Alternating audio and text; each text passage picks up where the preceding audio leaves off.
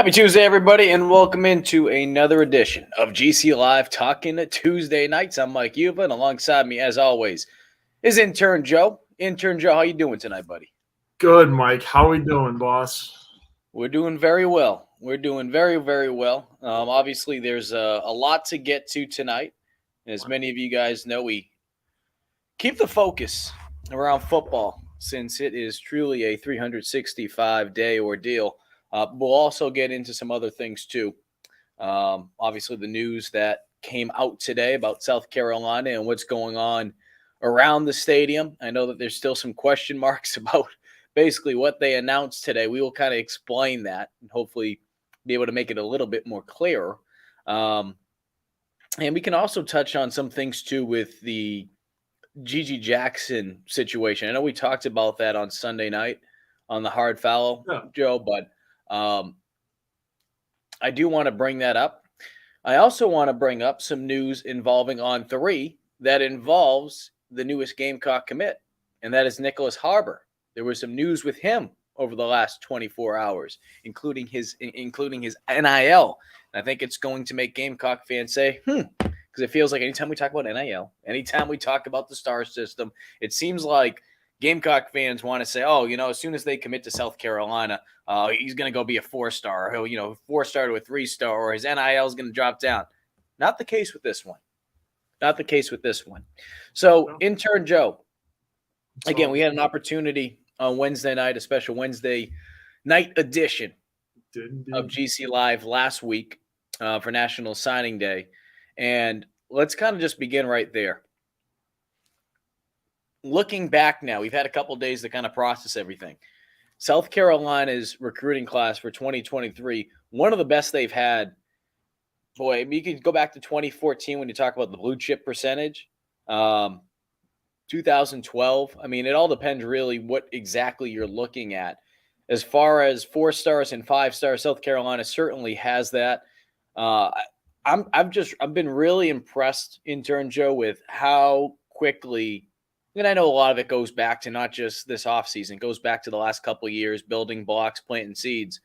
But I've been very impressed with how quickly USC has been able to replace some of those needs. Now, certainly running back, edge, we know that there's some positions out there that they still need some depth at.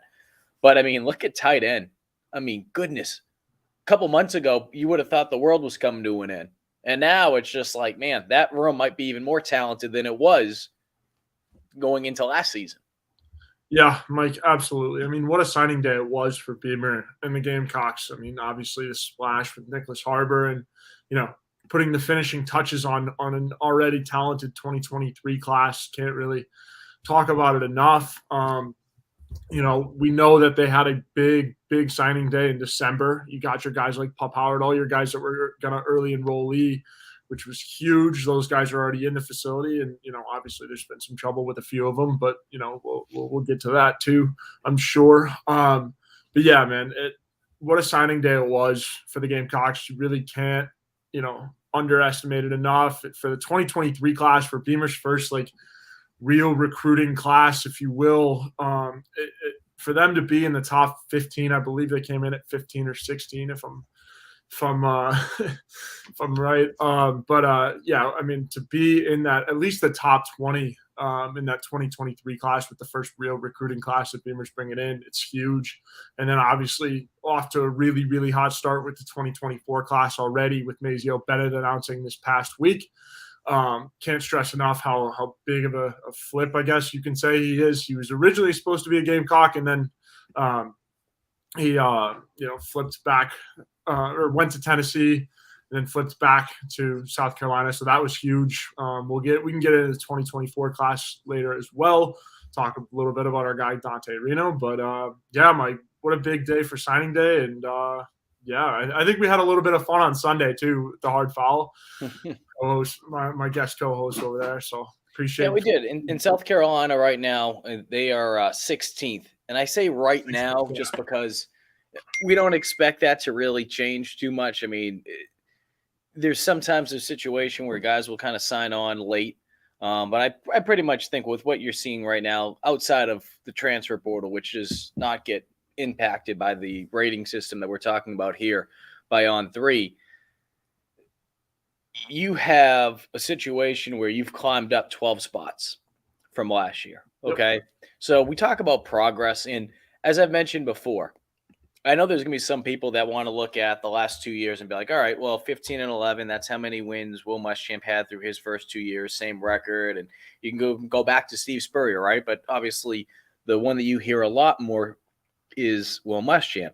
I say that because, intern Joe, while yes, those numbers are the same, the feeling is different. And not everything has to be measured in black and white. And that's one of the things I talked about last week on Quick Slants. It doesn't have to always be measured black and white, especially just 2 years in. And to see and feel what is taking place at South Carolina, we saw it through the recruiting class with this year. We've seen it already looking ahead to the class of 2024, and just the buzz in that city. It's different. It It's is. different. Okay. Again, it's easy to look at things, and I would have said this even if they weren't able to land Nicholas Harbor. It's easy to look at Harbor. It's easy to look at some of these 4 stars and say, man, like, damn, South Carolina is really doing some great things. Yeah, no kidding. But the feeling is just different. The feeling's just different. I mean, I covered the entirety of the Will Muschamp era, right? I arrived there in 2016, his first season, and we saw the highs. We saw the highs with the program. The difference was, and it's not apples to apples here, but the difference was kind of like when you're looking at the men's Final Four team, they did something, and obviously, again, not apples to apples, they did something, they weren't able to turn it into something more, right? They did something, but they weren't able to get over that next step. This is going to be a big year for South Carolina. There's no question about that. The buzz, the energy, the recruiting class, everything that we're talking about right now, okay, right? It's kind of like last season. They're winning the offseason. They need to be able to find ways to propel that now onto the field. You have your quarterback. You have a talented wide receiver / tight end, or whatever the hell you want to phrase it, because, again, there's tight ends in there. But as I've mentioned, we've talked about on this program before, hybrids, really. When Yeah. you look at the tight end position and just how the game has changed over the last couple of years and how it's evolved, I bring these things up because, yes, there are some question marks. The offensive line being one of them in terms of the rapport, starting with the center position, with Nick Argiulo coming in from Yale and is expected to be the starting center. But I like this team. I really do. I'm not going to be one of these people that go crazy and say, all right, they're pushing for an SEC East title. I don't think they're there quite yet. I think this is a team that can finish second in the East. I think Georgia's still a very good team.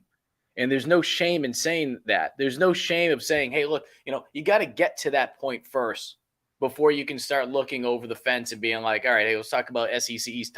Get to that point first, And as Jimmy Miller brings up here, intern Joe, I want to get your thoughts on everything I was just saying there and anything else you want to add. Yeah. Yeah, I mean, there's going to be some position. You mentioned about the rapport with the offensive line. Jimmy, appreciate you watching.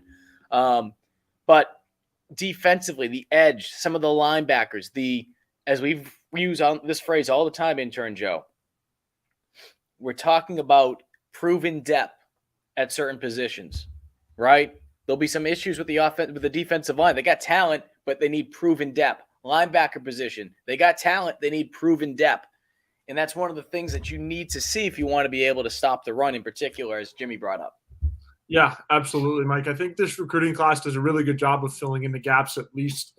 Obviously, you were supposed to have a really talented edge rusher too to kind of fill in the gap with Jordan Birch, but obviously things didn't necessarily go as planned with him, as he was one of the players that was suspended recently, and we'll get into that a little bit, but I think Beamer and the Gamecocks did a really good job.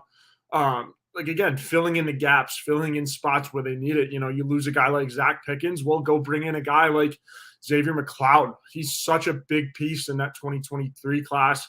And, talking about the tight ends, Mike, you got Connor Cox. You've got a bunch of transfers. I mean, you've got freaking Trey Knox. You've got let's see, I'm going through it right now, so I don't remember the Trey Knox will do both. You have Nick Elskin, I don't know, I'm mispronouncing his name, but big kid. Elksness, yeah. There was an open practice for bowl practice, and he was visiting, and man, he is tall, big body. It's going to be big to get him in there, and just kind of blocking it a little bit. And obviously the biggest recruit of the class. We'll see Nick Harbor in the offense immediately, I would think.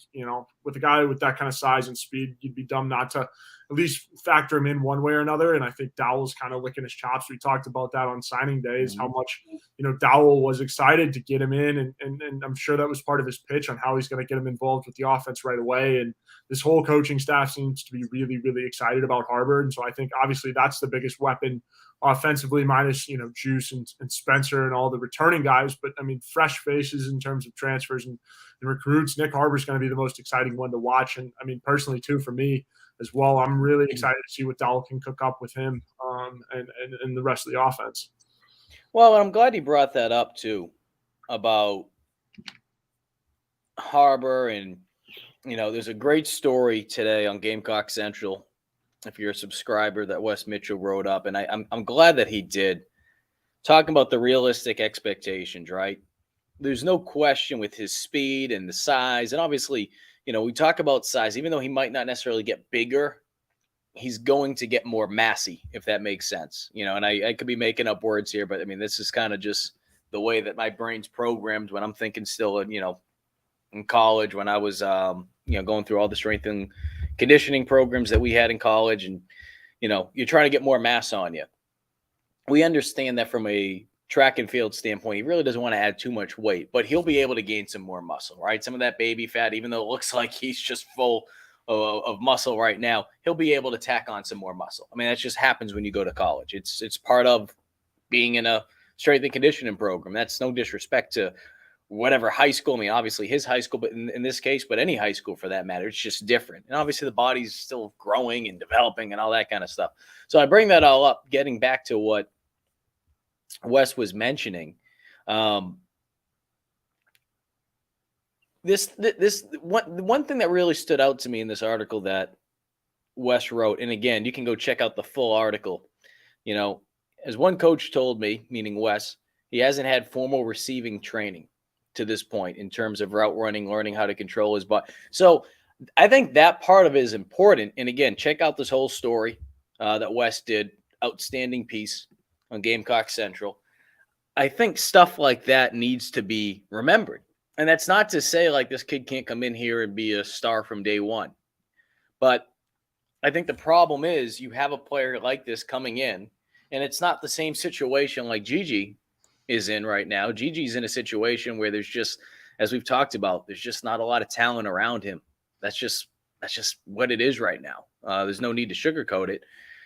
They're going to need to get him acclimated, but they have talented pieces around him, and I think that will allow him to grow. Big question now is when he does get down there, how quickly can he get acclimated, right? I think there's going to be a lot of people that hope to see him out there as quickly as possible, and I totally understand that. I don't expect him to be a player that, doesn't really have an impact until the end of the year. I think we could see him, at times early on in the season, but I think they will continue to slowly incorporate him into things. It's not that he's not smart. We know that he's smart. We know that he can pick up a playbook. We know that he's got the speed and he's got the size. But from a understanding of the system that he's going to be in, right, where you're going out there and you're not thinking and you're just reacting, that takes some time when you jump from high school to college. Some players are able to pick that up very quickly. Some, it takes a little bit longer. And even though he's very intelligent, how quickly is he going to be able to do that? And on top of that, how is he going to perform? How is he going to be able to develop a rapport with Rattler, who's going to be obviously having a rapport with some of these other guys? And the timing has to be there. So realistically, to me, intern Joe, I think it'd be one of those things to see him maybe, I don't know. I think we could see him being used early, but I'm not holding my breath saying, all right, Nick Harbor, he's going to be, a day one starter, or even week 2, he's going to be I think he's going to be, slowly thrown into the mix.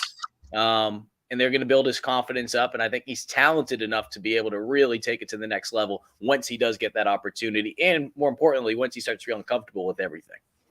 Yeah. I mean, he's going to have growing pains, right? As does any freshman. And I think the fan base needs to realize that, and I'm assuming most of them will kind of give him the benefit of the doubt that just like any other freshman in the country, he's going to have a learning curve. This isn't high school football anymore where you're the best player out there. Like, yes, he has the size, the speed, all of the intangibles to be a really dominant player in the SEC, but you got to remember he's coming fresh off of high school football. And I don't want to say what Nicky Minwari did was less impressive coming in as a true freshman and dominating like he did. But on the defensive side of the ball, it's a little bit more schematically. It's not as much athletically because, Nicky Minwari had the size, the frame, everything, all of that. All of the physical intangibles were there like Nick. But when it comes down to offense, going against defenders that have played in the league for a little while and that kind of thing, there's going to be a bigger learning curve. Personally, at least I think from an offensive standpoint rather than a defensive standpoint, because Nicky Minwari made his, statement. He made himself known on the defense. He was in a position to where, he could get in and kind of just go to work really. And the expectations weren't super high on him. He was able to go in and produce, it's not like he was filling in for Cam Smith is kind of what I'm getting at. Like the expectations were kind of, him filling in and then go do what you can versus Nick Harbor's. The expectations are going to be pretty high for this kid. So I'm saying, there's going to be a learning curve. And I think a lot of the fan base is going to give him the benefit of the doubt, right? And understand that he's only a freshman and that it's going to come. But be prepared for that. And then I think, too, I think Spencer is obviously one of the bigger pieces. And then another guy I'll bring up is Dakarrion Joyner, because I think he's going to be such a big piece in terms of like leading a guy like Harbor. You can't think of a better example than Dakarrion Joyner, and Beamer's talked about his leadership on and off the field. And so I think Dakarrion will be perfect for ushering a kid that's this talented in and, kind of getting him in the culture and that kind of thing and really kind of showing him the ropes as a veteran guy. Mike, we talked about it on Sunday at the hard foul. The problem with Gigi is that he doesn't have a veteran. Well, Nick Harbor has multiple veterans. He has got a veteran quarterback. He's got a veteran wide receiver. He's got a bunch of people around him that will be able to, influence him and make sure he's in the right spot athletically and, gets the playbook down and all that stuff during summer camp. So I think Harbor's situation is really, really good going into the season, especially with the leadership that's around him. So I think, the sky's the limit as to what the kid can do. But obviously there will be some kind of learning curve for him as there is any freshman in the league. Yeah, and look, offensively with this team, again, I know there's going to be a transition. There's going to be a learning period with being able to bring in a guy like Dow Loggins, which obviously the benefit is you have him in the spring. Right, he's going to be able to get acclimated a little bit quicker. It's not like you have to wait until the summer. Sometimes these things happen. That's not the case with this. So, or even sometimes, you're not making a hire right away, and it's a little bit quick. So, what I'm trying to get at is Dow has been able to develop a rapport, obviously with the recruits as well, but with the guys that are in that building, and they're slowly learning the terminology that he wants to use.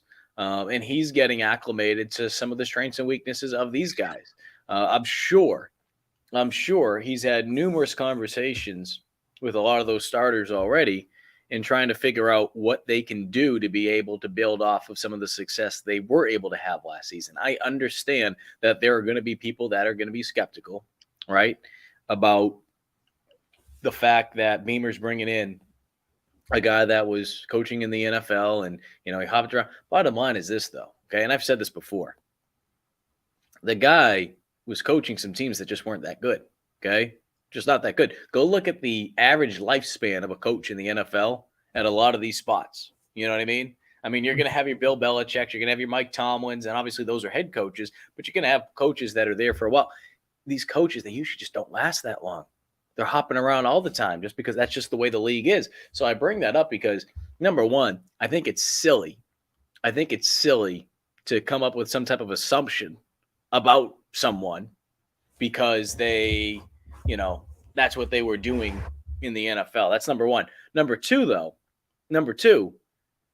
it's the NFL versus college, okay? Again, not the exact same situation, but you look at Nick Saban coached in the NFL. Nick Saban, the NFL coach, versus Nick Saban, the college football coach, night and day, different, right? Oh, yeah. Billy O'Brien. A lot of Alabama fans were calling for his head after this past season. Billy O'Brien goes back to New England now. He's the offensive coordinator. People in New England could not be happier. So what I'm trying to get at is it's not always as, all right, he's going from the NFL to college. He's going to college. Don't get so caught up with that. Don't get so caught up with that. I think Dal's going to come in here. I think, obviously, as he alluded to, there's going to be some changes that he's going to have to learn as an offensive coordinator that he's worked with, right, during his brief time at Arkansas, that the hash marks are a little bit different, right? The NFL, it's a little bit more tighter, college, a little bit wider.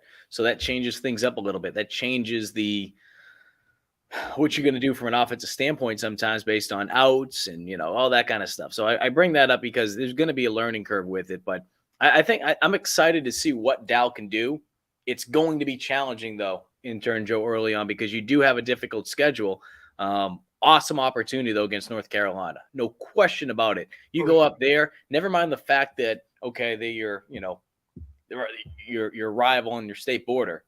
It's a great opportunity to be able to beat someone that you're also going up against in recruiting. I know it's so easy to get caught up in, okay, it's always SEC or even Clemson here and there. North Carolina is a team that you can't sleep on when it comes to recruiting. Bryson Allen Williams, I mean, he's up there coaching, he you have people that understand how South Carolina wants to attack recruiting. They know that there's going to be players that they want to go after that are in their backyard. This is a golden opportunity to be able to send a message that, hey, last 2 times we've beat North Carolina. We've played them. We beat them. Good opportunity. And it was done in their backyard since it's in Charlotte. Yeah, Mike, I'm really excited for that game for a number of reasons, and I'll touch on the NFL stuff here after we talk about this.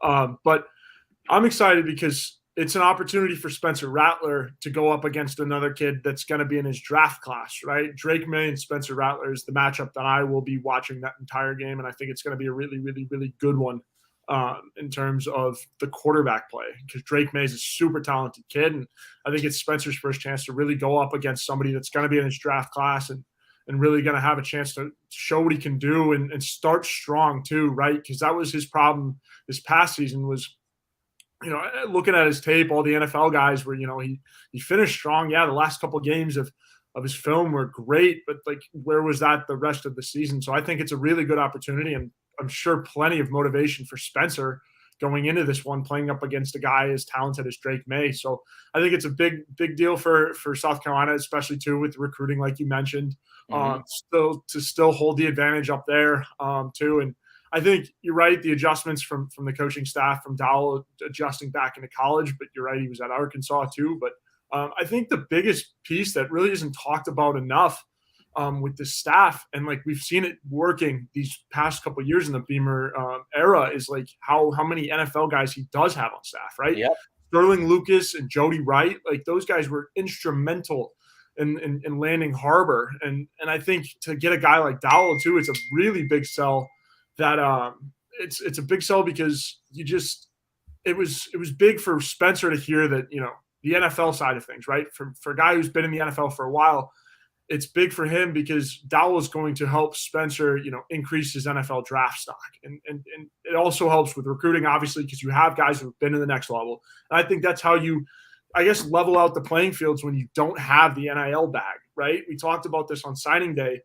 Again, going up against a school like Nike, it's the relationships that you build. And it's when you have coaches who have been in the NFL and know how to coach NFL talent and get guys prepared for the NFL. It kind of levels the playing fields when you don't have all that money to offer when you're in college. It's like, well, hey, we're going to get you as ready as you can be to go be a player in the next level and go make all that money there. So I think it's a really, really big, advantage for Beamer and his staff to have, as many guys as they do that coached in the NFL and also, have adjusted to coaching in college. Like we've seen how the defensive ends have played this season. Like I thought Jordan Birch had a pretty good year for the Gamecocks. Obviously he's gone now, but what Sterling Lucas has been doing, especially in recruiting too, another guy he's got his eyes on is Dylan Stewart. I've heard that recruitment is going very well. So far, so good. But I think to have a guy like Sterling Lucas and then Jody Wright too, we've seen the tight end play, grow, and especially with a guy like Nate Atkins too. There have been players that have grown and developed under these two coaches. And there's more on the staff that I'm not mentioning, but obviously I wanted to focus on Sterling and Jody, obviously because of their importance with Nick. But like, yeah, we've seen development and the way that these NFL guys have been able to adjust to the college game and coach guys. And one thing Dowell talked about was how all of his players have class now, and it's different from the NFL when they don't have class and they can work 24/7. To see Sterling and Jody kind of adjust to that and already show results in the development of players should be a really, really good sign for the fan base and for everybody around this program. They should be licking their chops that, they got another guy that's been in the NFL and has seen it and done it and has out recruiting he has been. You mentioned the out recruiting part. You mentioned Mazio Bennett a little bit earlier. Obviously, that news came a little bit later after signing day. It came actually on Friday, Mazio deciding to stay home. The Greenville 4-star athlete. And, of course, we know that South Carolina was recruiting him hard as a wide receiver. Now, as you mentioned before, he was committed to Tennessee, decided to decommit, opened up his recruitment, and then a couple months later, he decided to go with Tennessee. Go with South Carolina after being at Tennessee from a commitment standpoint. One thing I can tell you is this coaching staff stayed consistent with him. Stayed consistent. They were just absolutely ruthless in all the good possible ways you can say the word ruthless. But on top of that, too, guys like Dante Reno, guys like Cam Pringle. The guys in the class of 2024 did an outstanding job. Outstanding job. And when I was informed that Mazio was going to decommit, and we actually had a video about him decommitting, that's how big of a news that we felt it was going to be from a Gamecock Central standpoint, because as soon as that happened, it seemed like it was a done deal that he was going to go to South Carolina, because that's how much he enjoyed it. That's how much he enjoyed the environment, the people, the other recruits in his class, the recruits that are even part of the class of 2023, a guy like Pup Howard. So I bring those things up because, again, you're going to see these, the recruiting prediction machine could be leaning one way for the class of 2024. A lot of these players are making their commitments a little bit earlier. And one of the reasons why is a lot of coaches out there, and South Carolina included, they're encouraging players to make those commitments a little bit earlier. Why? Well, a couple of reasons why. One, it helps the coaching staff out a lot. Helps them out a lot because you think about, too, with the transfer portal, some of these numbers that you have to worry about, trying to figure out, okay, how many quarterbacks we have in the room and this, that. It helps the coaches out a lot. On top of it, from a player standpoint, you're able to make that commitment, and then you're also able to help from a recruiting standpoint, right? I want intern Joe to play for my team. I'm committed to South Carolina for the class of 2024. I can go after you. I could say, hey, Joe, and then, you got someone else texting you all day or sending you a message on Instagram or whatever the case may be. These guys want to win here. They want to win. We hear so much about this me mentality and the NIL era. And don't get me wrong, there's guys out there and they want to make their money. I'm all for it. I'm all for it. But at the end of the day, too, you want to come out and you want to win. You want to win. And I think Beamer's bringing in guys that want to win. There's going to be guys that transfer out every year. Just get used to it. If the rules stay the way they are, guys are going to transfer out every year. Okay? Will those numbers begin to slowly get smaller and smaller over the next couple of years? Once, as some people like to refer to it as, the Muschamp era?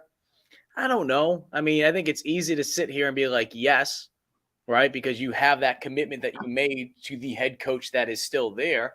So, I understand that. But at the same time, too, I mean, look, Alabama's a talented school. They had more players that transferred out this year than South Carolina, right? I mean, if you're bringing in talent, and that's what the hope is, right? That you're bringing in enough talent and that you're competing at these certain positions, whether it be quarterback, wide receiver, offensive, whatever the case may be, that you're going to have so much talent out there that some guys might say, you know what, this isn't for me. You hope that you don't bring guys in like that, but you hope that you're able to get to a level where it's kind of like, man, this is really iron sharpens iron right now. And guys that want to be here, they're going to stay. And you're able to develop really a factory at that point. I mean, that's the way I look at it. It's a factory. Yeah, Mike, and I'm working on an article currently. It's funny that you brought up the importance of having guys in recruiting classes that are willing to go out and recruit other guys. I think it's such a big piece, right? And I think it says a lot about the culture that Beamer's building here. Um, I talked to our good friend Dante Reno about it, and like I said, I'm working on the article. It should be coming out later this week, I believe. But like, it's very important, and it's a big thing for this staff too, to go and get guys that are going to recruit, and like all the guys want to win, right, Mike? Like you said, all of these guys that have gotten recruited want to win, and the buy-in factors outrageous. It's crazy, Mike. It's unlike anywhere I've seen across the country yet. Like, I've seen for the bigger schools, a lot of guys are, from the way I see it, is they're kind of opting into, or they're kind of committing to kind of, get theirs, right? But like for this, recruiting cycle, and for this class at least, and obviously for the 2024 class even more so, these guys are already out recruiting. Dante talked to me for, 15, 20 minutes, whatever, about how important it is for him to be the number one guy in the class and to be able to go recruit guys from the jump, and how he wants to go get guys that, want to be here, and make it feel like it's a family from the jump. And I think that's big. And Beamer talked about it in his signing day presser too, about how big Tree was, and how big Pup were in landing Nick Harbor. And obviously there were a couple more guys that were involved, but you can't really mention them yet because they're obviously 2024s. Or signed today or signed Wednesday. But yeah, I think what a big testament of this culture is having the guys that go out and recruit, and how many guys go out and recruit publicly. And it's all of them, Mike. Every single guy in this recruiting class is very adamant on getting, guys that they want, guys that they, want to have in the locker room, guys that feel part of the family. I think it's a really, really, really big, like, and I'm really glad. big. And I'm glad Lynn brought this up. Fellow recruits are reaching out to other recruits. Because you have those dead periods, right? And let's not pretend like it didn't happen before, right? I mean, this has been going on for years. The difference is now it's so much easier. To Lynn's point, it is so much easier, and they can do this when they're in class, right? I mean, I know Mrs. Johnson or whoever, teaching, algebra. In seventh period or whatever the case may be, they might not be thrilled that Dante Reno might be shooting a text or whatever, trying to get someone to be the newest Gamecock. But I mean, that's the reality of it, is that these kids have easier access to be able to communicate with these other recruits. It's not like it wasn't there before, and I don't want to, date myself here by going back and talking about, AOL, Instant Messenger, and, we can go all the way back to, the Pony Express with a carrier pigeon. But, the point being is they're taking advantage of it. And you can have that at your disposal, right? Every recruiting class has it. Every one of these kids has it. I mean, I guess, if you really want to be a wise guy, you could say, well, I'm sure there's some schools that have, cell phone policy. I get that. Okay. Wise guy. But the whole point being is it comes down to everyone has the ability to do it right now, these student athletes in high school. But number two, and this is the most important part, you need guys that want to do it, right? And when we talk about from a recruiting standpoint all the time with these coaches and how you can read BS now more than ever before. These guys that are pitching it from one high school player to another, they have to be genuine about it. They can't be coming across as a used car salesman. Because if they are, then that recruit during that dead period, or even during the time period when it's not a dead period, and they're just trying to reach out. They're trying to be able to get that next 4-star, next 5-star to be able to commit to South Carolina. If they're pitching it and they come across as not genuine, and that BS, you can just smell it. It just comes right through that freaking phone. They're not going to be interested in it.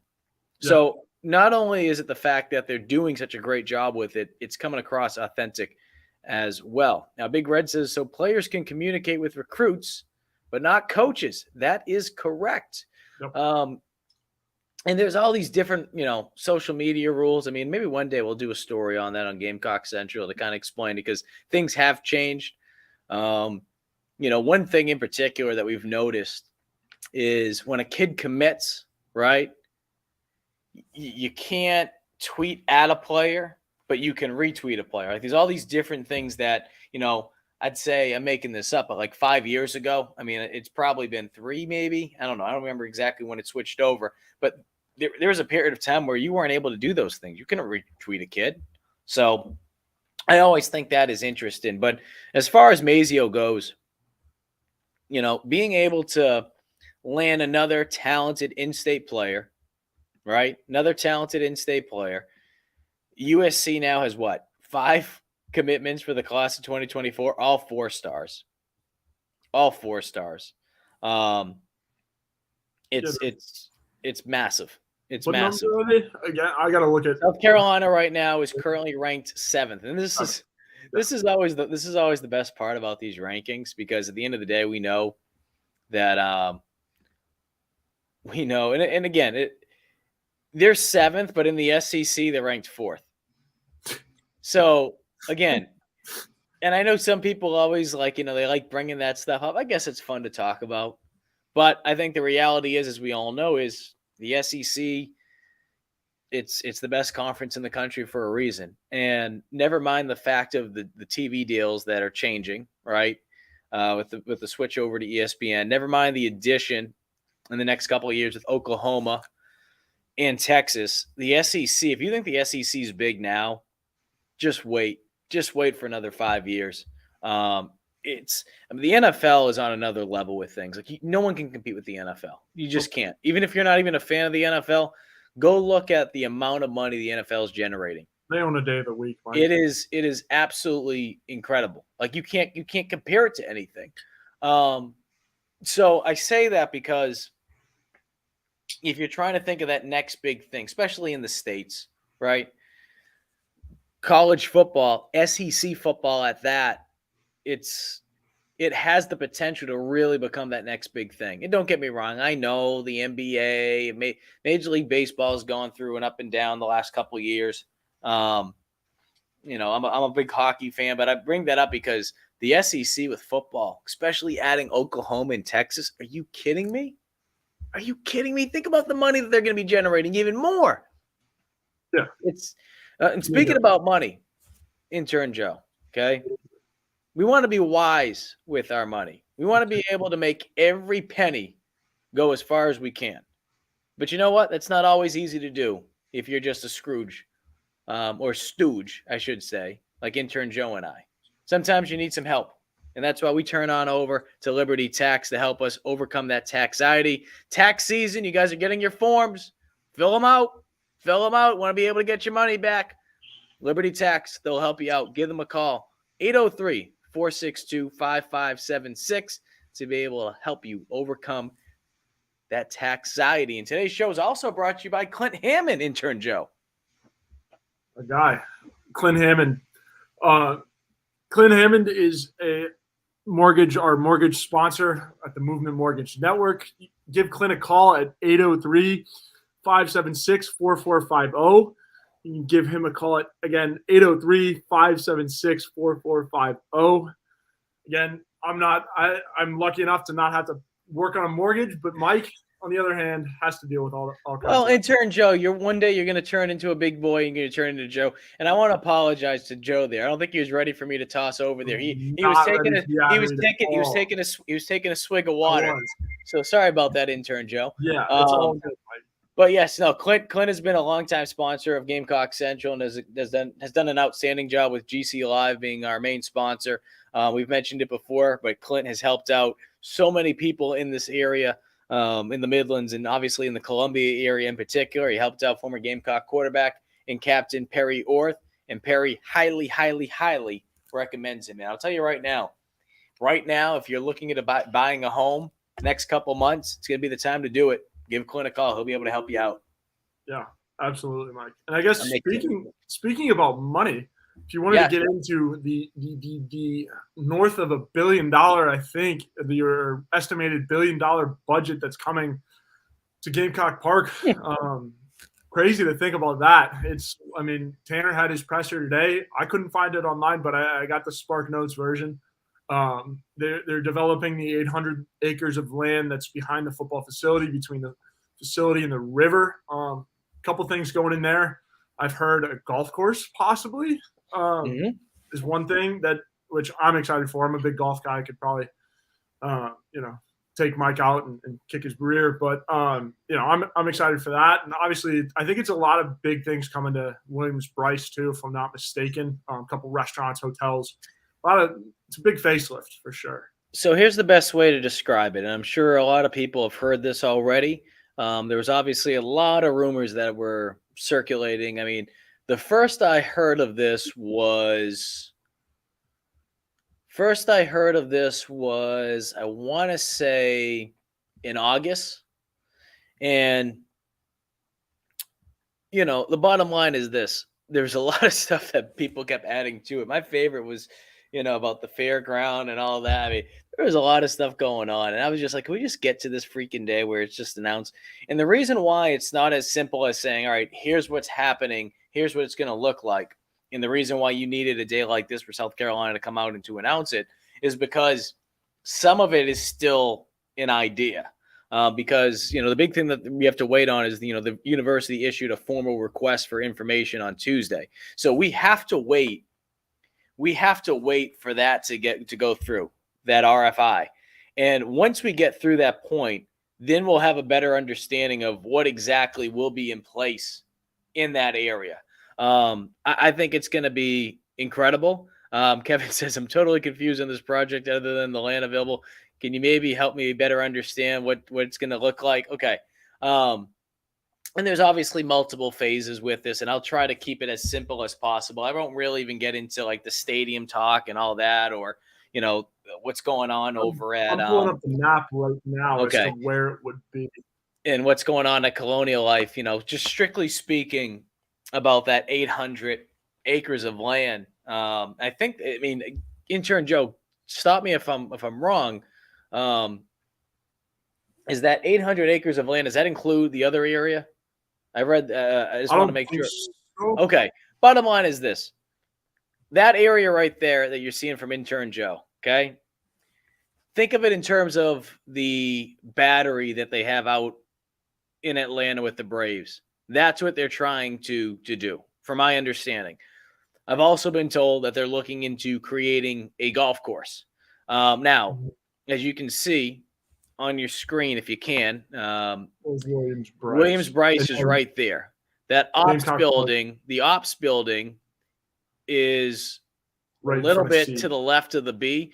That C, right in front of that, that is Yep. where that's where the indoor practice facility is. So I say all this because I'm really looking forward to seeing what they can do over there. I can So tell much you, land. not that I want to give my address out, but I don't live too far from that area, and I know there's some people that maybe rent condos or, they come down, they have their football house during the season. I bring all that up because I can tell you that from personal experience. I know I've been up in Boston the last couple months, but I'll be back down there actually on Saturday, living back down there for the next couple months.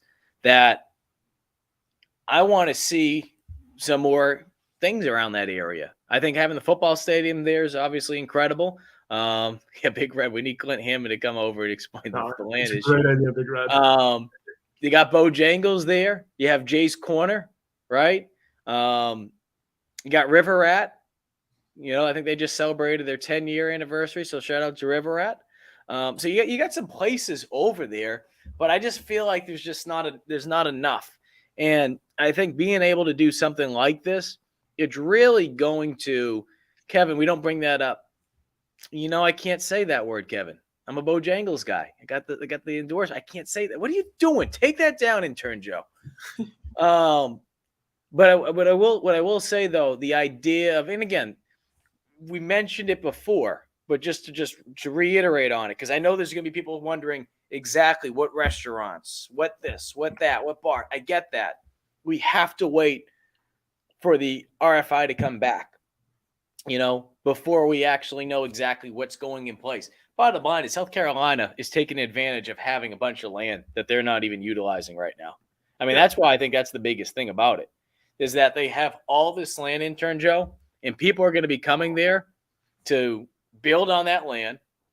They're going to be renting out buildings, all that kind of stuff, and the university is going to be making money off that. On top of it all, it's going to be a tremendous way to be able to bring more people down into that area. I know one complaint that I hear a lot is that the football stadium isn't where the college is, right? That it's off campus compared to some of these other colleges that you have. Being able to build something like this, it's going to bring that attraction. I feel like, and I got down in Columbia in 2016. So I'm sure a lot of people that are on here that are listening, you guys know what I'm talking about when I say this. But I mean, Gervais Street, that intersection between Gervais and Main Street, just that whole area, right? I mean, all the way down, it's starting to really take off. Obviously, you have Hall's Chop House there, but there's many restaurants. I mean, there was only one restaurant that I could think of when I first got down there, other than, R.I.P. the Wig on the corner. I think it was Market on, what was it? Market on Main's there now. You got Cantina 76. A bunch of them. Oh my goodness. There was one though that was like one of the first ones that was there. I'm a big Main Street guy. Main Street Public House, I think is what it was. And that was actually a old sponsor of our TV show when I was at Watch Fox. And that was like the only thing that was on that street. There really wasn't that much. And now you have roof deck bars and this and that. And it's just incredible.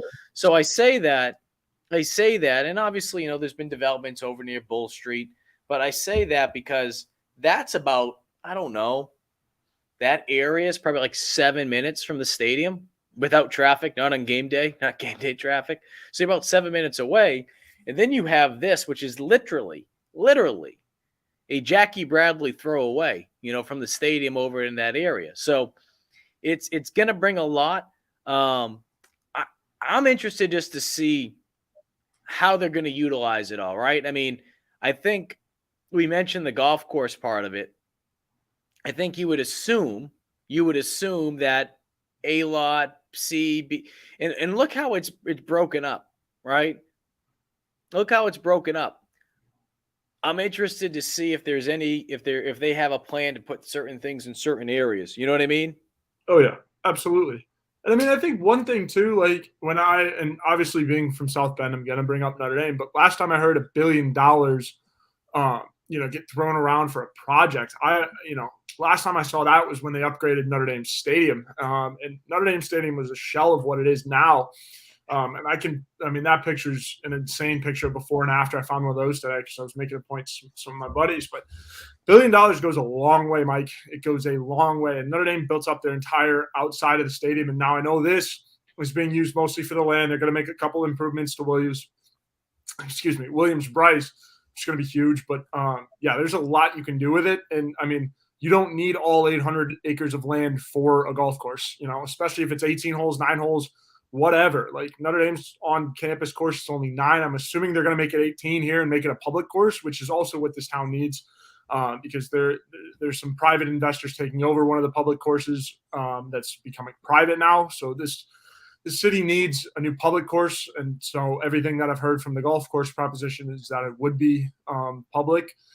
And then, there's just so much land there and so much you could do with it. And also, too, getting to Big Red's, comment, I think, absolutely it'll help in terms of recruiting. Like, just looking at the infrastructure of it all, obviously it's not going to be done in the near future. I think the timeline that they put onto it, if the offer and all of that stuff gets through here within the next year or so, I think the timeline they put on it is 10 to 15 years. So obviously we're not going to see the payoff immediately. And who knows?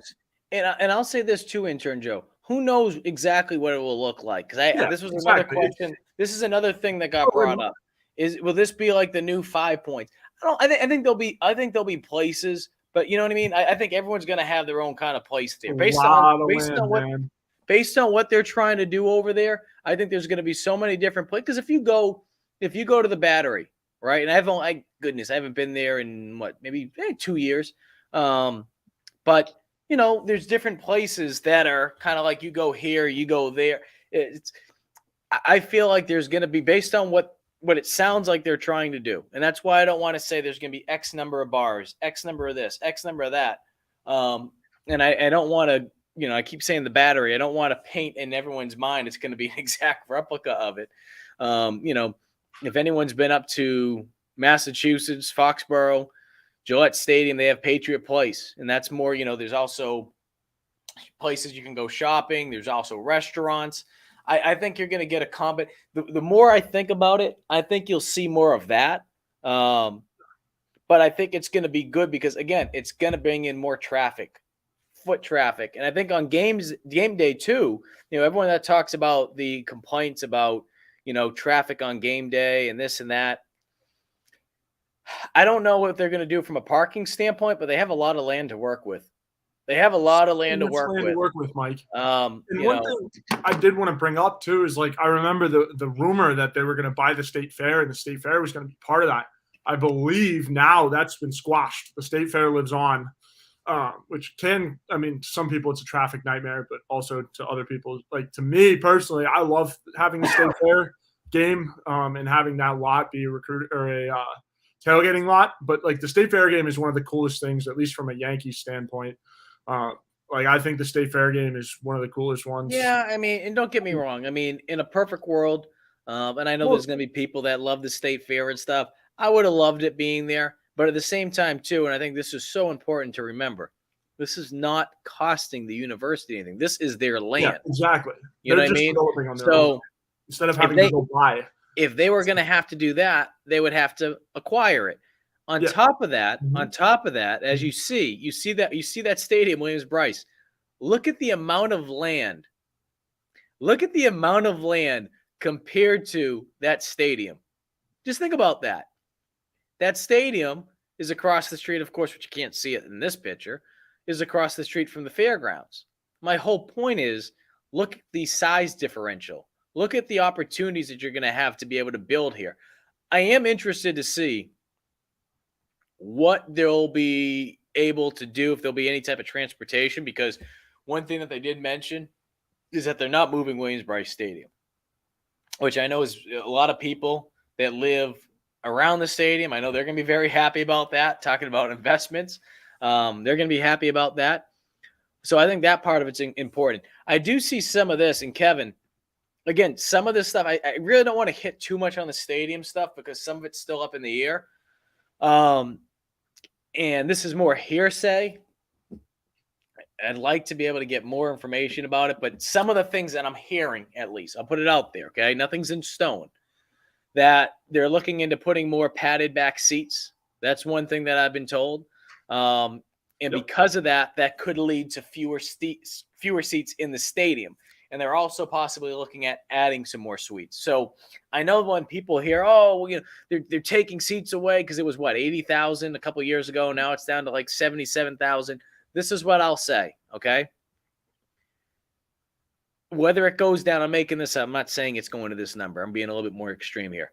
If it dropped all the way down to 70,000, the days of people going to the game like it used to be, it's done. It really is. Because when you look at the ability that you have now to be able to watch it on TV and just how crisp things are, on top of the fact of how many people just enjoy being able to be part of tailgates more than anything, right? People really enjoy that stuff. They enjoy it. Now, if you go to the game, you're going to be treated a little bit better because they're going to enhance that fan experience, because they're going to, like I said, add more padded back seats, at least base again. Like I said, this is hearsay. I don't think it's a bad thing. I think we hear so much about, stadiums adding this many seats, stadiums adding that many seats. I don't think it's a bad thing. We talk about it for men's basketball or even just basketball in general, women's basketball. And I know football's king in the South, but Columbia, compared to some of these other areas, it's just not as big, right? It's just not as big. So I don't think it's a bad thing that if they do cut back, a couple thousand seats to be able to enhance the fan experience. Again, the padded back seats being one of them. I know some people are going to be like, oh, more suites. That's exactly what we need. Well, honestly, and again, this might not be something that people want to hear, but honestly, intern Joe, I think it kind of is. And here's why. with where things are going right now from an NIL standpoint, and you need to be in the back hip of your donors unlike ever before. The collectives as well, right? And the collectives, universities working hand in hand. So if you have to build those relationships even stronger, you really want to show those people how much you care about them. And you really want to be able to take care of those people. Yeah. And if you show them that you're investing in them, you're hoping that they're going to be able to come over and invest in the product, which of course would be through NIL. Or if there are donations down the road that would go to the university, that would go to the athletic department, that they're going to want to do it. There's always going to be people that will do stuff like that. There's no question about it. I've only been down there for a couple of years. The loyalty Gamecock fans have to their university, goodness. But at the same time, too, we talk about this new era with NIL. You need to continue to find ways to adapt. You can't just assume that things are always going to work out the way that they have been. You have to continue to adapt. And I feel like, again, this might not be one of those moves that you're thinking will directly, like we're doing this to directly impact NIL, but I think it will help because it's going to enhance the experience on game day. And if you do have more suites, again, this is all hearsay about that part with the stadium, not confirming that. If you do that, I think you're really going to be able to build up stronger relationships than you even had before. Yeah, Mike, I think one thing, too, again, I'm going to compare it back to Notre Dame because that's where I'm from, so forgive me. But one thing in that development that they did was they built up another press box. So on the entire side of the stadium, they added 4 levels of suites.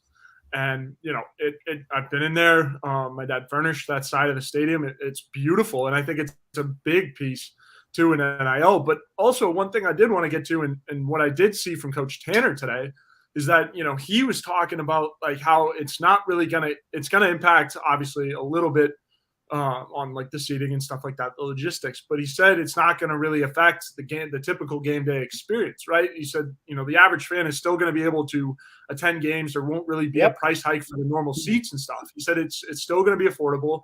It's still going to be there. But what's going to be different is what you were talking about. The more suites, the more attractiveness for the NIL dollars, because right, to Kevin's point, there is only the one suite and it's not the biggest thing in the world. So I think by adding more, it really entices donors and everything. And, being able to house all of them is a very big deal. And there's been little things, intern Joe, too. I don't know if you've had a chance to experience it on game day. I've had a chance to experience it, is the Cockaboose Club. Like there's little things that they've done in terms of enhancing the game day experience where it's not going to this level of, oh my goodness, like, I always call it the wine and cheese crowd. It's not just going to the wine and cheese crowd. The Cockaboose Club, I think, is incredible because it allows you to be able to still have that experience of being, in the end zone or whatever, right? But then you're also able to enjoy nicer bathrooms. You're able to enjoy maybe a little bit more access to certain drinks or food or whatever the case may be. So there's little things like that. I think that's always good.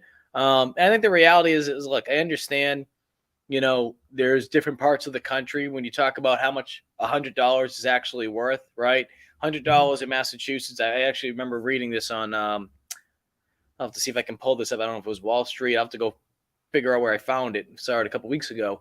Like $100 in Massachusetts might actually only get you like $72. You know what I mean? Yeah. $100 in South Carolina might get you like $114. So what I'm trying to get at is, obviously, over time, you're going to see increases to everything, right? So it might, you might look at it and be like, man, I have to pay a little bit more for this, a little bit that. Everyone's going through it in some shape, way, or form. And it sucks. I get it. It's already expensive as is to go to one of these games or find parking. I know Lynn bringing it up.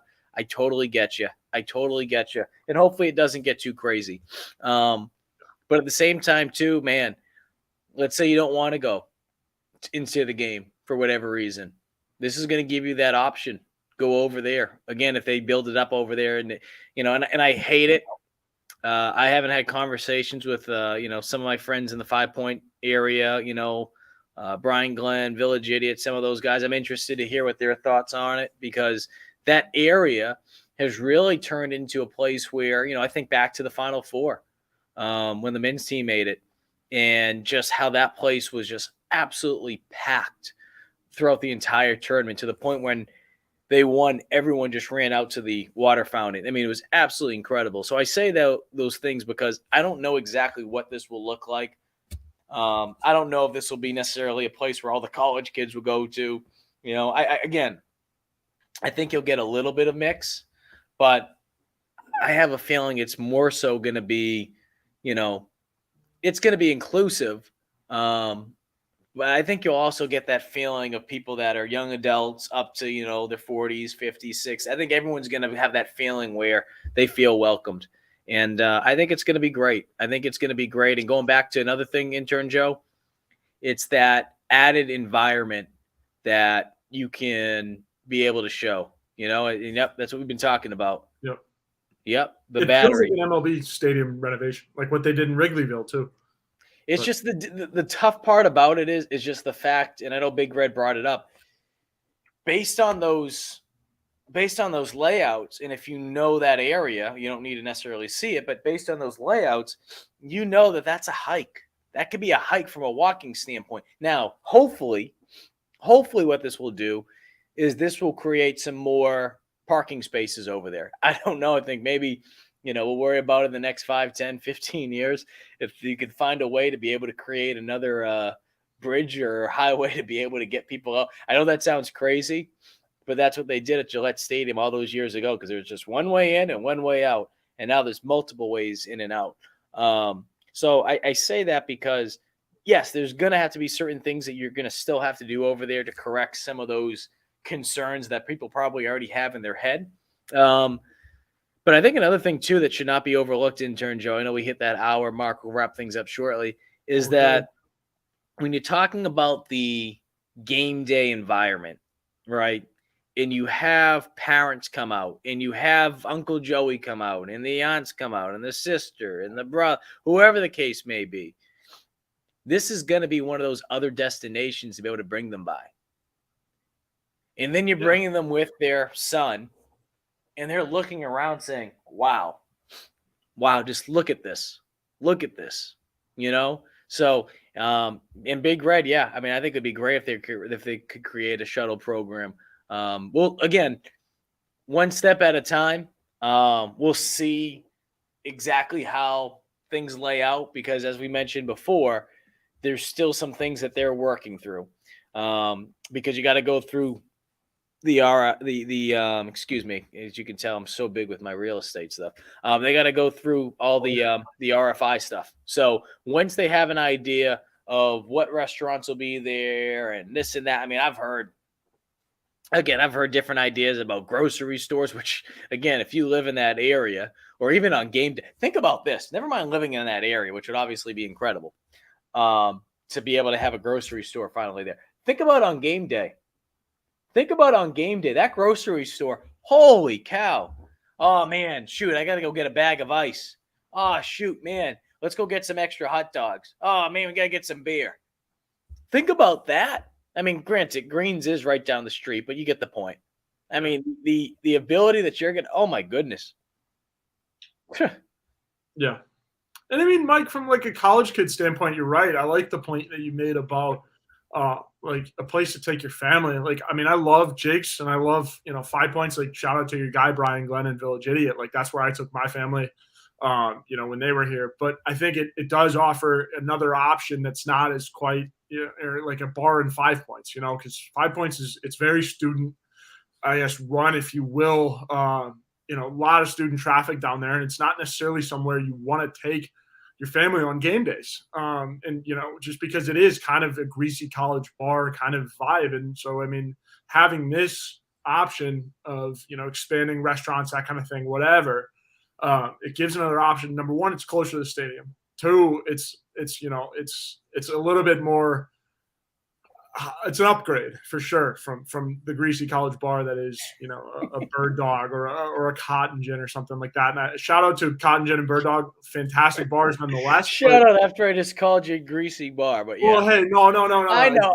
It's our Joe. We know. Yeah, absolutely. Like, as a college student, I am a big fan, but it's not necessarily someplace my mother would love, to say the least. But and also our guy over at Cotton Gin does a fantastic job of recruiting. So in the big board, which I'm a big fan of. Keep doing that if he's watching. But anyways, yeah, that's my point. And then obviously I would love a new golf course because Intern Joe's not going to be allowed into the Cotton Gin and Bird Dog. You watch. I will not be. No, I do. Look, bottom line is this, and I've always said this before, just kind of like, having different Gamecock news outlets, right? You might enjoy Pepsi over Coke. You might enjoy this over that, right? I mean, there's all these different channels for the news. There's obviously different outlets. They got Gamecock news in particular. Everyone kind of has a preference. And I think the more options that you give people, it's never a bad thing. I think if anything, again, you talk about jobs, you talk about opportunities, you talk about growth in the Columbia area. I know some people in South Carolina don't want to hear this, but more Northerners are just getting the hell out of Dodge up in New England. They like going down to warmer places in the South. And it seems like Florida, they've realized, you know what, let's go check out another place. South Carolina could be that next place. I could see someone right now saying, damn it, just pounding on the table right now after I said that.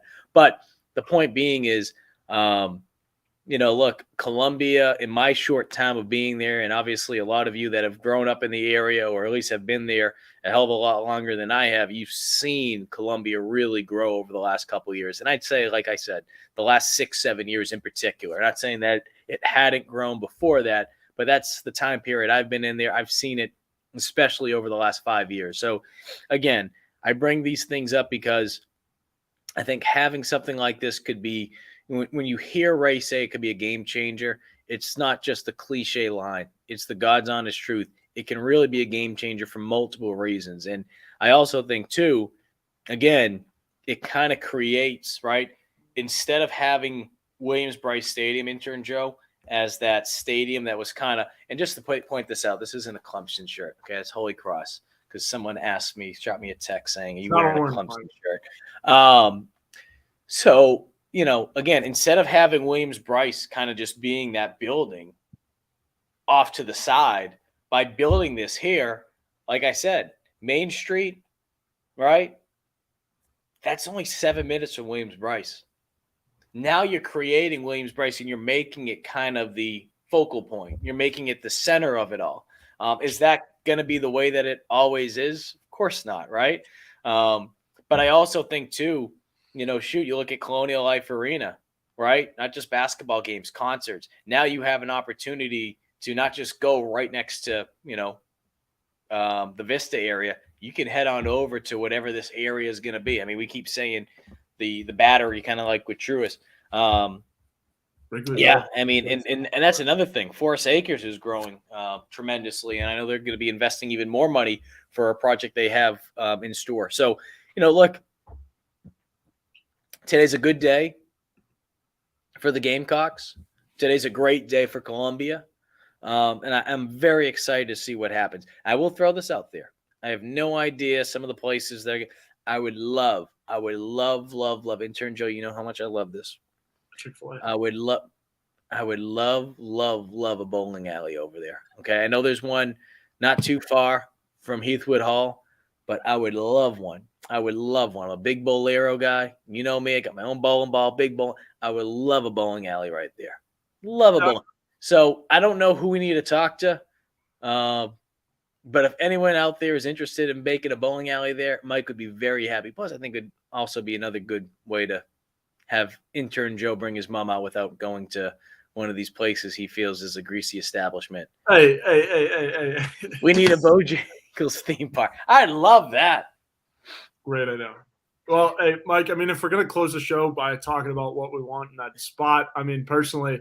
Yeah, let's do that. Hey, real quick. Anyone out there that's watching, let us know what you want, okay? I know joking about Bojangles and stuff. Yes. It could literally be, a pizza shop. I really don't want to see another pizza shop because you know how, unless Brian Glenn decides to make one over there for Village Idiot. But let me know. What are you guys thinking? because right now they're in the process of just going through some of Yeah. these ideas, and I'm sure they've had conversations. There would be No. no height. There'd be no height No. requirement, John. No No. height requirement to Yeah. ride No, this ride. absolutely not. Um, what would you be interested in seeing? I mean, one thing that I did mention, because again, if you live in that area, a grocery store would be awesome. I think that would be awesome. And I think that would be good for people that live in that area. But I think it would be also fantastic on game day. Because how many times do you see someone say, oh, shoot, I need some more ice? Oh, shoot, I want to get some more hot dogs. Oh, shoot, we got to, I think that would be great. John Yeah. wants to go see a Go-kart track. I'd love that. I'm a hell of a driver. But I mean, again, like I said, I'm waiting for that golf course because I'm tired of driving 20 minutes outside the city if I want to play golf, 20, 25 minutes, 30 minutes outside the city to go play golf. And because of that, I How haven't played crazy is that, though? any golf. Like, I lived on the northeast side when I first got to South Carolina. I wasn't too far from like Spring Valley, and there were some places that weren't too far from there.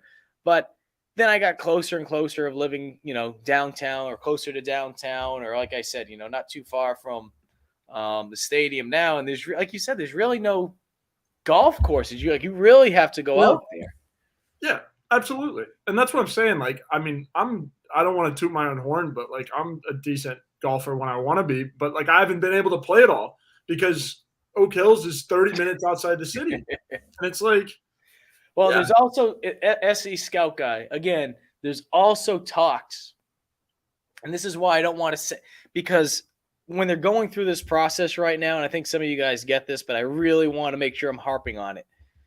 Because they're going through this right now with the submissions of RFIs, we're going to have to wait and see how things play out. Oh, my goodness. Yeah. I think Will wins. Will wins. Oh, my goodness. The David Buster's too. The David Buster's is a fantastic idea. But because they're doing all this, some of these things that I've been hearing, they're not concrete. So I don't want to be, again, if I say some of this stuff, I don't want you going to the water cooler tomorrow at work and saying, oh, Mike Yu from Gamecock Central saying this is happening. Okay. I know some of the ideas, though, also out there are building more condos over there. Top golf. Student housing. I don't know how much of it, I mean, I'm sure that would be something that they're going to look into. But I mean, more condo options. And again, when you talk about condos, you're talking about really being able to build that community. I don't think it's a bad thing to have, especially that area, right? You have the stadium right there. And there's a lot of people that rent out. Literally, they own the property, right? Or they're renting it out just for those friggin' 7 games of the year. Okay? But they're still paying for it year round. People love doing it. It amazes me. It amazes me that there are so many people that really want to get a place right next to Williams-Brice. And I get it. But like how difficult it really is because there's not a lot of places. Like I can tell you there's certain places that I looked at not too, around the stadium. Like it's incredible how difficult it is. Yeah. It's really incredible. So I bring that up because you do this. Again, the university is selling this land to them and saying, hey, you want to go do great. They're going to make an absolute fortune. Absolute. What is this? A cockaboose trolley. Oh, shit. Mike. Yeah, that's genius. Make it like an actual like train tracks. That would be awesome. So sick. I hate it. I also saw the Top Golf comment, Big Reds. I think that you put the Top Golf behind Colonial Life by the river. That's right because you get the golf course behind the football facilities because you got more land. But then you put the Top Golf over there. Plus, I mean, Gervais Street's developing at an insane pace anyway. So give me a Top Golf over there. Obviously you're gonna want to build things in both spots, but I really feel like they're gonna go all in. Oh yeah, near the football stadium. Yeah, 100%. They're gonna go all in. Now we could sit here. We could sit here. You could sit here and make a case that there's more foot traffic, or more nights. Excuse me. Near Colonial Life Arena between basketball games and concerts. But I mean, then again, it's football. I mean, 70,000 people, so I mean, talking about right in that one area. So you talk about foot traffic. I mean, I don't know how it all maps out. I mean, you'd really have to do a breakdown of it. I mean, 70,000, 7 games a year. You do the math. Compared to, I don't know, 10,000 women's basketball, 11,000, whatever the case it is. We'll just say the number 10 right now, just for an easy number. I'm not trying to shortchange anybody. And then men's basketball, I don't know what the heck they've been getting. We'll be generous right now. We'll say 5,000. So, I mean, you would assume basketball and the concerts would generate more foot traffic, but obviously, as we know, not everyone's going to be wanting to go out every single night, right? It's not like it's the Braves game where you have a crowd of whatever the heck that stadium is. What is that, Joe? 30,000? I don't even know how many people fit in that stadium.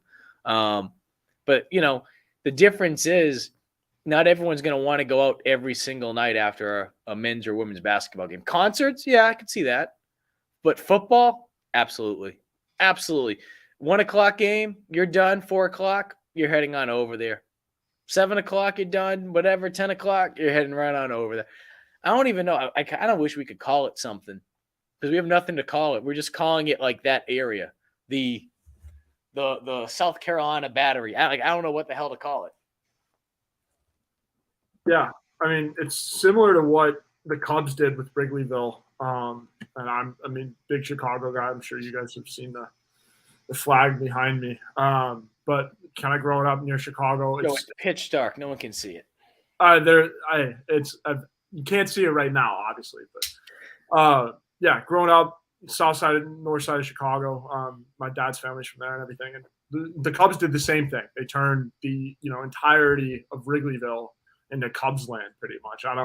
That's what they just call it. It's Wrigleyville now, but I mean, it's all Cubs restaurants and everything, and they've just kept buying out little spots of land. And obviously, it was all developed already because it was, the heart of Chicago. But similar thing, and we see a lot of MLB ballparks doing it now, and it's kind of transitioning into the NFL now, where they're starting to buy up land surrounding the stadium and going from there. Kind of what Jerry did with Jerry World down in Dallas. So I'm really excited. I'm posting a poll on Twitter of what you guys would want to see. I'm giving you 4 options, but respond if I didn't hit on any of them. I'm taking the 4 best ones that I thought. But yeah, reply if you don't see one and let us know what you guys want to see. Yeah, I'm excited. I'm excited to see how this plays out. I'll say this. Mike's Wi-Fi.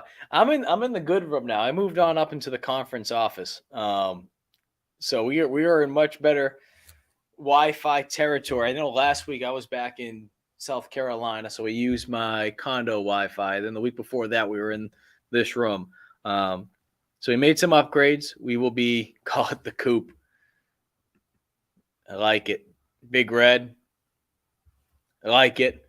No, but my guess would be over the next, goodness. Now, these are based on, this is me learning on the fly with real estate and how some of this stuff works. So there's probably someone out there that knows exactly what the hell's going on. And they're going to be like, Mike, you're so off.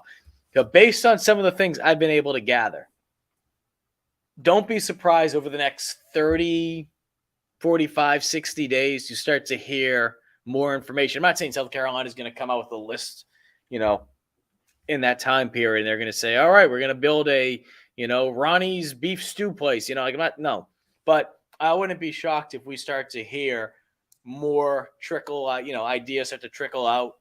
Like, all right, hey, they might build a restaurant, or hey, the grocery store. Oh yeah, they're building this. So I think there's definitely been some conversations over the last, you could probably say even the last year.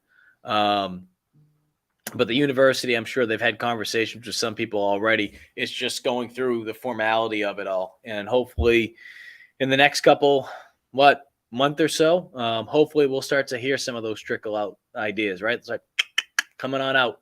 And that'd be great, SC Scouts, this would be a ton of hype for them to come out and say they are building a grocery store. Look, as someone in the neighborhood, I would like to have a grocery store, okay? I would absolutely like to have a grocery store. Now, they're not going to come out, and if they did, SC Scout guy, if they came out and that's the first thing, Like, they have like, I'm just thinking like they have like a model, right? And they pull the sheet off, and it's just a grocery store, like ta-da, and they're not using anything else. Maybe they got a bunch of palm trees around the grocery store. Um, okay, I understand that. I think, I mean, shoot, we've joked around about it, but there's so much land out there. There's so much land.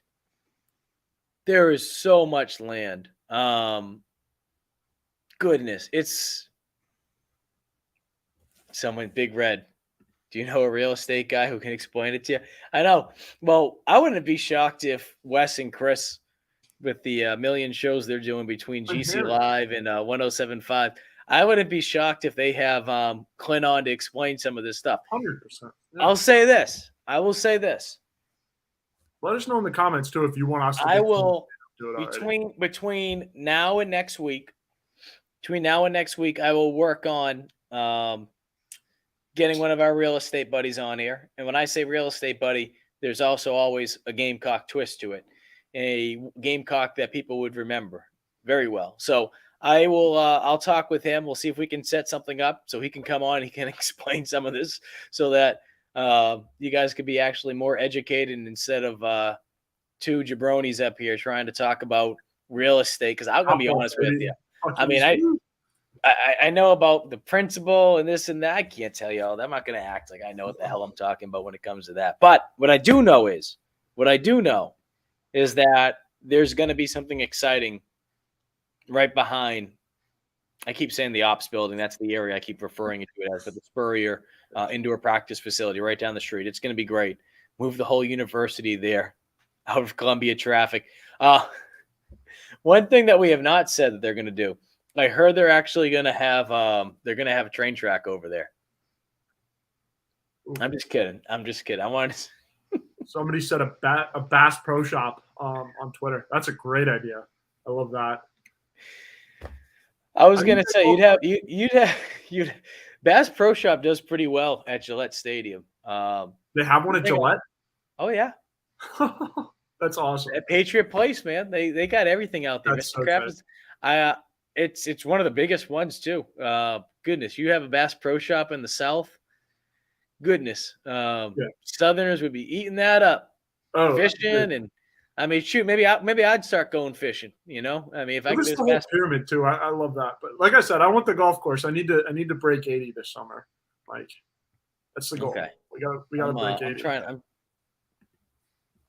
All right, we got one last quick comment, and we'll sign on out. Travis Edward goes, "Who wants to start a tailgate specialty store that we can put it out?" I'll tell you what, Travis. Now you have me thinking. As soon as I get off this, I'm going to make a quick phone call. Man, maybe we'll invest some money. We'll see if we can get some property over there. I don't know. I got a little bit waiting in my college funds still left. Attaboy, intern Joe. You'll have loans and everything. You'll be absolutely to me great. We'll off the loans and then pay it off with this investment. That's right. Ashley says, "Gotta have a Walmart on the land." I'll say this. God bless the South. As much as I've always hated on Walmart, because I just did not understand the fascination about it. Because it's not really. I mean, Walmart's up here in Massachusetts, but like it wasn't. Especially my girlfriend who's from the South. I did not realize how much Walmart is just absolutely beloved in the South. When I worked in Mississippi, Walmart was like a freaking cathedral, the way that some people treated it. So I'll say this. Once they closed the Walmart in the place that I used to live at, there was a Walmart that wasn't too far away. Once they closed that one, I realized the impact of not having a Walmart near you. So, yeah, we could someone said rafting, Big Red, rafting on the river. I like tubing down the river. I don't know if I'd go in. See, I've never been in that part of the river, though. I don't know if there's some gators down there and stuff. I mean, I know my parts of the river, which are, I'd say, from like the Riverbank Zoo, and then you get off the river one right around the what is it called? The Black Rooster? Black Rooster. You know, that's where you get off. That's typically where I tube. A Walmart neighborhood market might make sense. A big red. I don't know who put it out there, intern Joe. Someone actually the Photoshop. Yes. Yeah. I'd pull it up, but my laptop's gonna die if I don't. I don't know the Charlotte Whitewater Center. I wouldn't mind another Riverwalk. That'd be sick.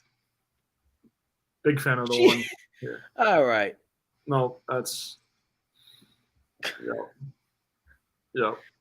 Anyways. All right, guys. We're gonna wrap it up. We've had a fun night. Yeah. Again, we appreciate you guys tuning in. Look, it's always fun talking about Gamecock football, and hopefully in the next couple weeks, we will be able to share when that spring game is going to be. It appears to be that it will take place in April. And as South Carolina has always tried to do, they always try to have as much input as they can in terms of trying to line things up because, well, I think we're all expecting, knock on wood, women's basketball team to make a deep run. You know, the Masters are certainly always in the mix. Easter's there. At the end of the day, you're never going to have a perfect scenario of being able to have something where everyone's going to be happy about. But, you know, I have an idea of when it's going to be. But we'll wait for that official announcement before we go with that.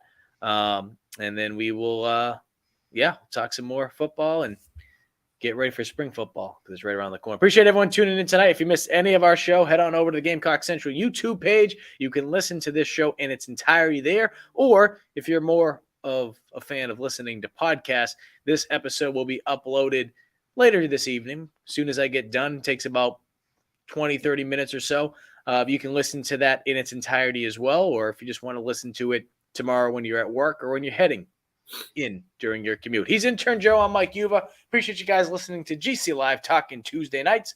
We'll do it again next week. Go sign off on my Twitter poll.